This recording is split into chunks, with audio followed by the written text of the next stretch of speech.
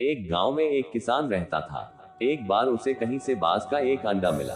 उसने वह अंडा मुर्गी के अंडे के साथ रख दिया।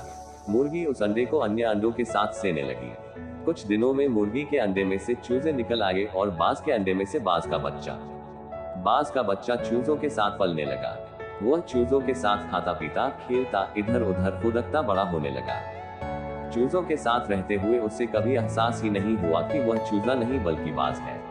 वह खुद को चूजा ही समझता था और हर काम उन्हीं की तरह करता था। जब उड़ने की बारी आई तो अन्य चूजों की देखा देखी वह भी थोड़ी ही ऊंचाई तक उड़ा और फिर वापस जमीन पर आ गया। उसका भी ऊंचा उड़ने का मन करता, लेकिन जब वह सबको थोड़ी ही ऊंचाई तक उड़ता देखता तो वह भी उतनी ही ऊंचाई तक उड़ता। ज्यादा ऊंचा उड़ने की वह कोशिश ही नहीं करता था। एक दिन उसने ऊंचे आकाश में एक बाज को उड़ते हुए देखा। इतनी ऊंचाई पर उसने किसी पक्षी को पहली बार उड़ते हुए देखा था।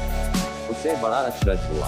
उसने चूजों से पूछा, वो कौन है भाई जो इतनी ऊंचाई पर उड़ रहा है?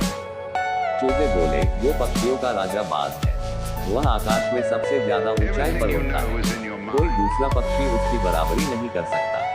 यदि मैं भी उसके जैसा उड़ना चाहूँ तो? बाज के पूछा, कैसी बात करते हो? मत भूलो तुम एक चूजे हो। चाहे कितनी ही कोशिश कर लो, बाज जितना नहीं उड़ पाओगे। इसलिए व्यर्थ में ऊंचा उड़ने के बारे में मत सोचो। जितना उड़ सकते हो उतने में ही खुश रहो। चूजे बोले। बाज ने यह बात मान ली और कभी ऊंचा उड़ने की कोशिश ही नहीं की।